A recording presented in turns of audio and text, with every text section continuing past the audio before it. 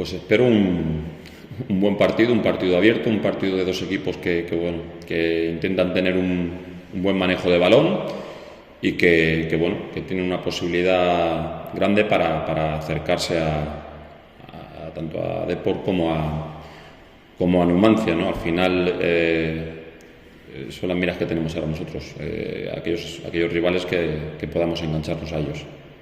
Creo que es un buen equipo, que es un equipo que ha hecho una temporada fantástica, que como digo tiene buen dominio de balón, es un equipo alegre, es un equipo que ataca, es un buen equipo, es un equipo más de la categoría, pero es un equipo que tiene un buen manejo de balón.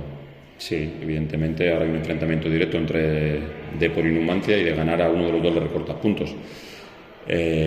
Lo más importante es que vayamos a Santiago con las ideas bien claras de cómo tenemos que jugar y sobre todo de ser un equipo como hemos sido esta semana ante el Depor, un equipo valiente, un equipo atrevido. Bueno, tenemos muy claro cómo vamos a afrontar el partido, lo hemos trabajado durante toda la semana y al final la gente verá cómo lo vamos a hacer. Ahora mismo no quiero dar más pistas. Lo único que quiero es que la gente que salga a jugar, que haga lo que realmente hemos trabajado y aquello que tenemos preparado, pues va a ser de la mejor manera posible. Sí, es una oportunidad fantástica, pero que el Compostela haya tenido problemas para ganar los últimos encuentros no quiere decir que no haya merecido ganar en alguno de ellos. Al final el fútbol unas veces te da y otras veces te quita.